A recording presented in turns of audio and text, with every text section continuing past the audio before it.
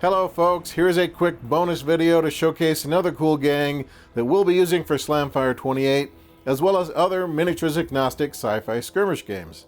So as you may or may not know, we've been liquidating some of our miniatures collection over the last year or so, and then using the proceeds to send select figures to a commission painter to get them table ready. The idea is to whittle down the pile of shame from both edges, and honestly, also just to finish some things that might not otherwise get done before my hair turns white.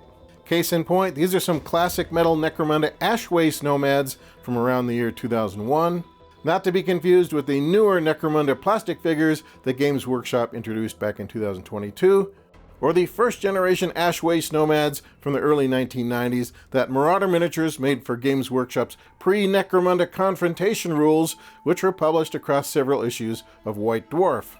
The rules for the second generation metal Nomads here were featured in the official Necromunda magazine back in 2001.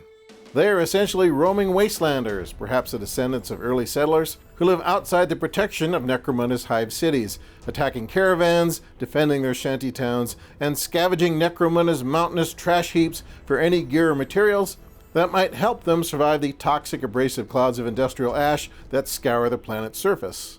These Nomad figures are apparently only available through Games Workshop mail order, so you couldn't find them in stores, and they had an interesting quirk.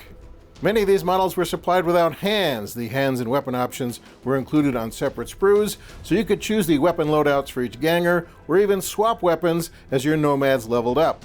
There are exceptions though, such as the Sniper and the Autogunner Nomads featured here, who are both one-piece metal figures. In addition to selling these Nomads from Necromunda, GW also marketed them as part of an Ash Wastes Imperial Guard bundle, which included Ash Wastes Ogryn, aka Necromunda Scalies, and Talarn Rough Riders on Imperial jet bikes, which is freaking awesome. I'm really sorry I missed out on that. I bought my first Necromunda Nomads quite some time ago. I was actually looking for Talarn Sniper proxies, and I found a seller on the Bartertown trading forum who was selling 5 Nomad Snipers for $5 a piece, which is really cheap. After that, I sort of collected the Nomads in small batches when they popped up, and sometimes they didn't even have hands or weapons, so I was really lucky to find those separate weapon sprues to complete them. And since every thematic Wasteland gang needs a Psyker or Mystic in my opinion, or perhaps two, I added a pair of old Warhammer Fantasy Chaos Sorcerers to the group, since they're both hooded and rocking some sort of respirator tech, so they have that whole Ash Waste vibe going on. There's actually an official Nomad Shaman figure, but he's just not my favorite. I think I prefer the Chaos Wizards better. So this band of retro Wasteland gangers was painted by Jewel Knight Jess out of the UK, who you can find online at jewelknightjess.com if you are interested. We found that paying a hired gun was quite advantageous to us, both in terms of painting quality and turnaround time, and fortunately, proceeds from our eBay sales covered most of that cost. It was certainly painful to let some of those old treasures go, but frankly, they were just sitting around, so why not let someone else have a crack at them? I hope they're being painted, deployed, and appreciated. That would make me happy.